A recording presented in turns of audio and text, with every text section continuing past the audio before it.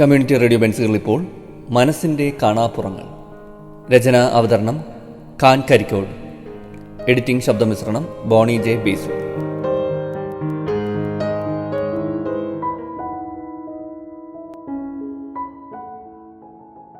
എൻ്റെ മകനിപ്പോൾ 8 വയസ്സ് കഴിഞ്ഞു. പതിവായി കോപിക്കുന്നു. അവൻ ചെയ്ത തെറ്റുകൾ തിരുത്താൻ ശ്രമിച്ചാൽ തിരിച്ച് നമ്മളെ തന്നെ കുറ്റപ്പെടുത്തുന്നു. അമിതമായി എപ്പോഴും നിസാര കാര്യത്തിന് തർക്കിക്കുന്നു. എപ്പോഴും ഞങ്ങളെ ചോദ്യം ചെയ്യുകയാണ്. സാധാരണ കുട്ടികളെക്കാൾ വ്യത്യസ്തമായ ഈ പെരുമാറ്റം കാണിക്കുന്നത് എന്തുകൊണ്ടാകാം? മനസ്സിന്റെ കാണാപ്പുറങ്ങൾ എന്ന ഈ പരിപാടിയിലൂടെ അതേക്കുറിച്ച് കൂടുതലറിയാം. ഞാൻ ഖാൻ കരിക്കോട്. എല്ലാ കുട്ടികളും ചിലപ്പോഴൊക്കെ ധിക്കാരികളായി പെരുമാറും. അത് സാധാരണയാണ്. ഇപ്പോൾ പറഞ്ഞത് അങ്ങനെയുള്ളതാകാനോ വഴിയില്ല. ഓപ്പോസിഷൻ ഡീഫിയന്റ് ഡിസോർഡർ എന്ന പെരുമാറ്റ വൈകല്യമാകാം. ഇതിനെ ODD എന്ന് ചുരുക്കപ്പേരിൽ അറിയപ്പെടുന്നു. ഈ വൈകല്യമുള്ള കുട്ടികൾ എല്ലായ്പ്പോഴും ധിക്കാരികളായിരിക്കും. 8 വയസ്സിൽ ആരംഭിച്ച് കൗമാരപ്രായം വരെ ഇത് തുടരുകയും ചെയ്യും.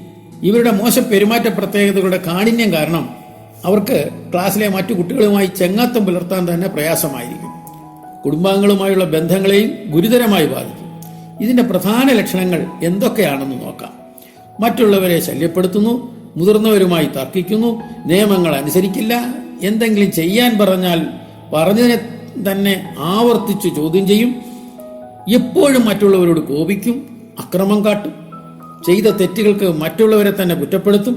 ഇങ്ങനെയുള്ള ലക്ഷണങ്ങൾ തുടർച്ചയായി 6 മാസമെങ്കിലും കാണുന്നുവെങ്കിൽ ODD ആണെന്ന് ഉറപ്പാക്കാം.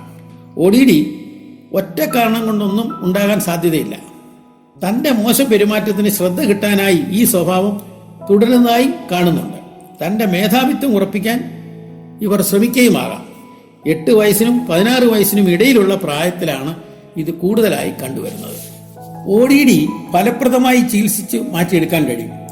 ഫാമിലി തെറാപ്പി, ഗ്രൂപ്പ് തെറാപ്പി, വ്യക്തിഗതമായ തെറാപ്പി എന്നിവ സംയോജിച്ചുള്ള ചികിത്സയാണ് വേണ്ടിയിരിക്കുന്നത്. പെരുമാറ്റ പ്രശ്നങ്ങൾ പരിഹരിക്കുന്നതിന് മരുന്നുകളില്ല. പക്ഷേ ADHD, വിഷാദം പോലുള്ളത് ചേർന്ന് വന്നാൽ മരുന്ന് ചികിത്സയും വേണ്ടിവരും. കുട്ടിക്ക് കോപം നിയന്ത്രിക്കാനുള്ള തന്ത്രങ്ങൾ, പ്രശ്നപരിഹാര കഴിവുകൾ, നൈപുണ്യ വികസനം എന്നിവയിൽ പരിശീലനം നൽകണം. കുട്ടികൾക്ക് മാത്രമല്ല, ഇവരുടെ ഇത്തരം രീതികളെ എങ്ങനെ കൈകാര്യം ചെയ്യണമെന്ന് മാതാപിതാക്കൾക്കും പരിശീലനം വേണ്ടി വന്നേക്കാം. ODD ഉള്ള കുട്ടികളെ വളർത്തുന്നത് ഏറെ നിരാശയും ക്ഷീണവും ഉണ്ടാക്കുന്ന ഒരു കാര്യമാണ്. ഇത്തരം കുട്ടികളുടെ മാതാപിതാക്കൾ ഇതേ രീതിയിലുള്ള കുട്ടികളുടെ രക്ഷകർത്താക്കളുമായി ഒരു കൂട്ടായ്മ ഉണ്ടാക്കി പ്രവർത്തിക്കുന്നത് ഏറെ ഗുണകരമായിരിക്കും.